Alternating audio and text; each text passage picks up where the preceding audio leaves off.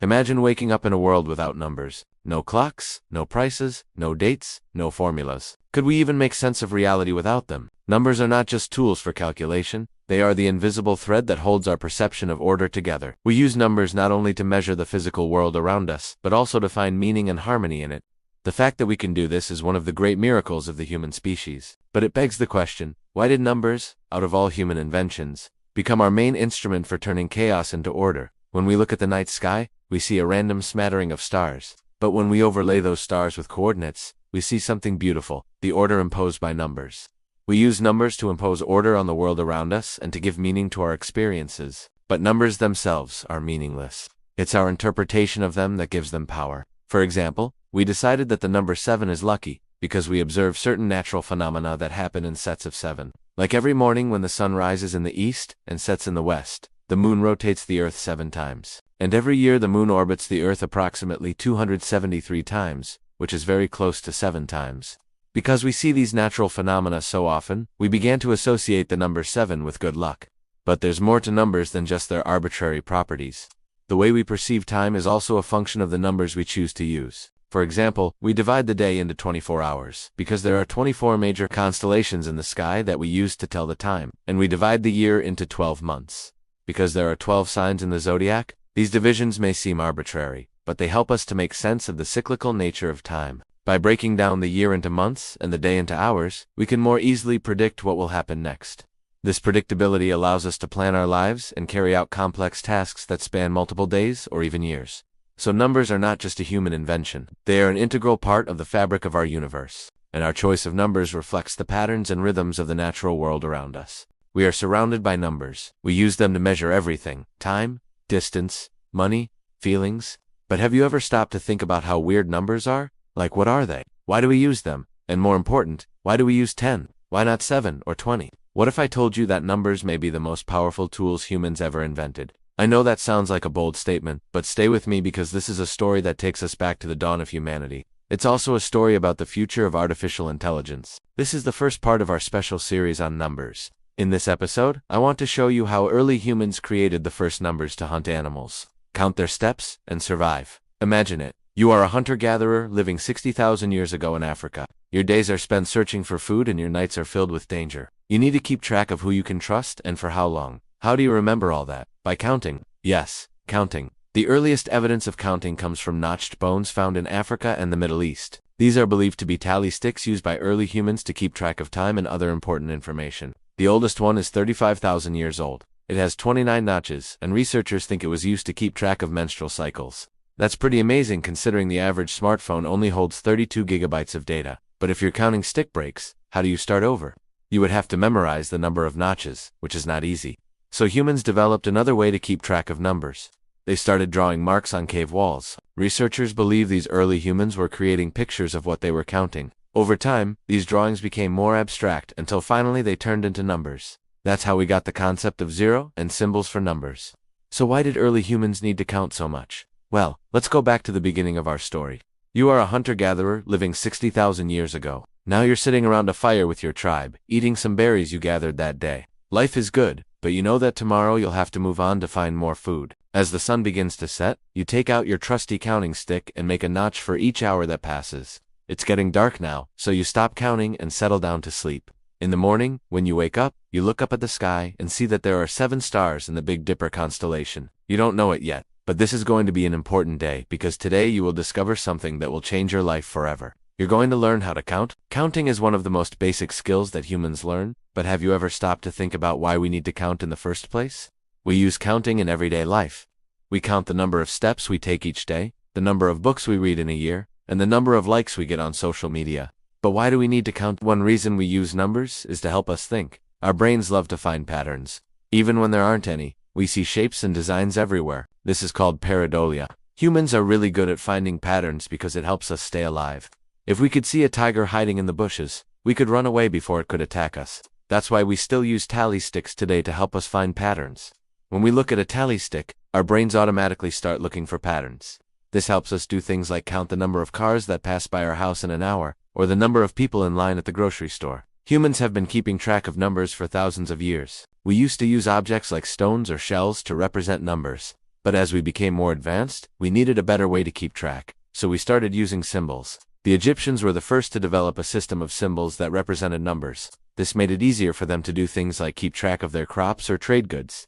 The Babylonians and Mayans also developed their own number systems, but it wasn't until the Indians developed the Hindu-Arabic numeral system that we started using the numbers that we use today. This system is based on the number of times a digit can be divided by 10. For example, the number 1 represents 1 single unit, the number 10 represents 10 single units, and the number 100 represents 100 single units. This system is so efficient that it's still being used today.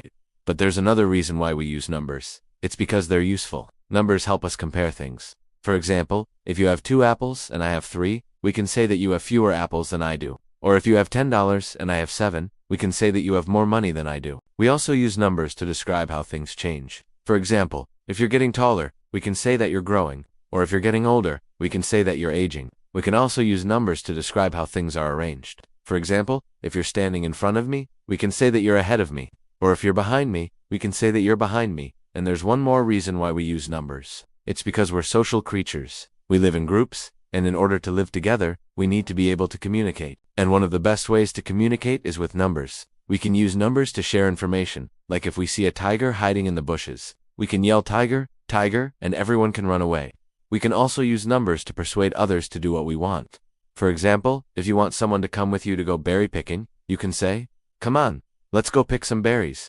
We can also use numbers to deceive others. For example, if you want to trick someone into thinking you have more power than you actually do, you can pretend to be counting the members of your group and say, "We have 100 members." Only 100. All these uses for numbers are examples of how numbers help us survive. Counting has allowed humans to do things that would not have been possible without it. For example, counting has helped us develop calendars, which allow us to plan for the future. Counting has also helped us create maps, which allow us to explore new places. Alright, so why do we use 10? The answer might surprise you. It has nothing to do with math and everything to do with survival. Let's go back to those early humans living 60,000 years ago. Again, they're sitting around a fire, eating berries.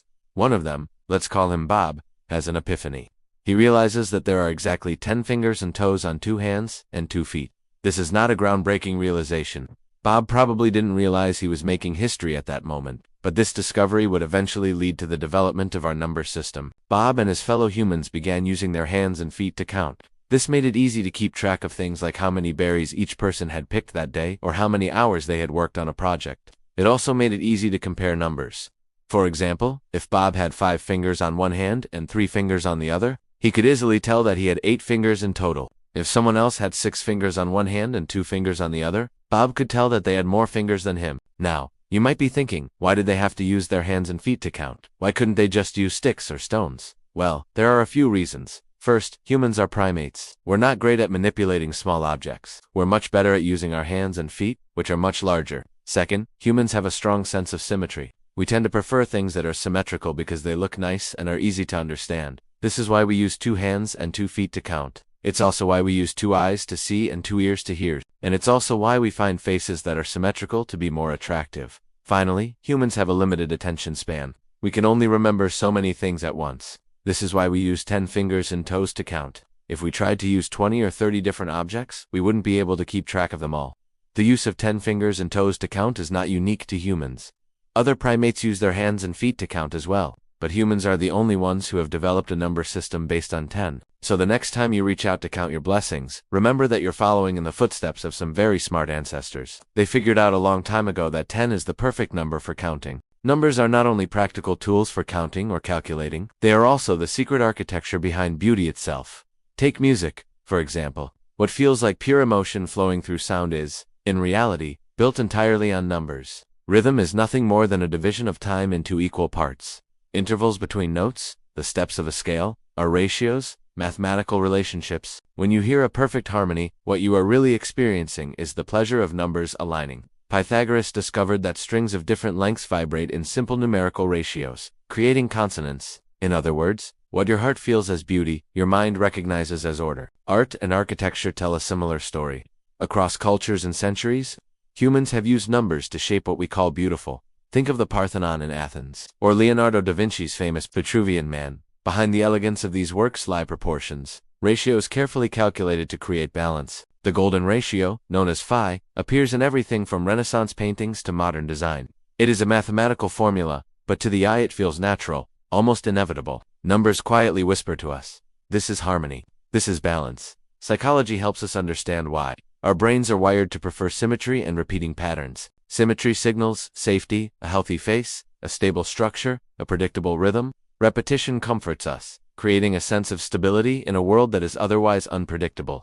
This is why mandalas, geometric tiles, and even simple wallpaper patterns feel soothing. Numbers hide inside those patterns, giving shape to our perception of calm. But numbers also go beyond art and science. They live in culture and belief. Ancient calendars turned the cycles of the sun and moon into numerical systems, offering structure to the flow of time. Astrology maps the sky with numbers, assigning meaning to planetary positions. Numerology takes it further, suggesting that numbers themselves carry hidden messages about personality and destiny. Whether or not we accept these systems as true, they reveal something important. People have always sought meaning through numbers. They are the bridge between the visible and the invisible, between what we know and what we hope to understand. And yet, numbers can also deceive us. They are not only symbols of beauty, but sometimes illusions of order. We often perceive structure where none exists, seeing patterns in clouds, lucky numbers in a lottery ticket, or signs in the random noise of life. Our desire for harmony is so strong that the mind will invent order, even in chaos. Numbers are not only tools we use, they also reveal who we are. They are like mirrors, reflecting the way our minds search for meaning in a world that often feels unpredictable. Let's begin with a simple truth. The human brain is a pattern-seeking machine. We are wired to connect the dots, even when the dots aren't really connected. Psychologists call this tendency apophenia, the perception of meaningful patterns in random data. A familiar example is seeing shapes in clouds, or hearing hidden messages when a song plays backward. Another related bias is the clustering illusion, our belief that streaks or repetitions in random events must mean something. When a roulette wheel lands on red 5 times in a row, many players are convinced black is due. In reality, the wheel has no memory, but our minds dislike chaos, so we invent order. Numbers become the canvas where we project that order. This is why formulas and equations feel so comforting. A formula is not just a mathematical shortcut, it is a symbol of control. Think about it. When you know the formula for speed or interest rates or probability, you feel as if you can predict the future, tame uncertainty, and manage risk. Numbers give us the illusion of mastery, and illusions, sometimes, are exactly what we need to move forward. Religion and myth took this even further. Across civilizations, certain numbers gained sacred status. 3 represents unity, the heavens, the earth, and the underworld, the Father, Son, and Holy Spirit. 7 carries mystery, 7 days of creation, 7 chakras, 7 wonders of the world. 12 symbolizes completeness, 12 months in a year, 12 signs of the zodiac, 12 Olympian gods. These numbers are not magical by themselves, their power comes from our shared belief in them. By repeating and embedding them in rituals and stories, humans transformed numbers into vessels of meaning. Fast forward to the modern age, and numbers still rule our emotions, just in a different costume. Open any social media app and you will see it. Likes, views, followers, subscribers. These are the digital codes of success. For many people, self-worth rises and falls with the metrics on a screen. A post that reaches 1,000 likes feels like validation. A video that flops feels like rejection. In reality, these numbers are abstract, generated by algorithms and chance. But to the psyche, they become deeply personal, a mirror of significance, belonging, or failure. The ancient sacred numbers have been replaced by digital counters, yet the psychology behind them remains the same. We look at numbers to tell us who we are, and here lies the paradox. Numbers do not rule us. It is we who give them meaning. The number 7 is only a symbol because we decided it was sacred. 1 million followers only matters because society has agreed that popularity equals value. Behind every digit, it is always the human mind, craving patterns, reassurance, and identity. So where does this leave us? Numbers are our bridge between chaos and harmony. They help us make sense of the unpredictable, soothe our fear of disorder, and offer glimpses of beauty in hidden structures. But they are also reminders of our own longing, the longing to understand, to belong, and to find meaning.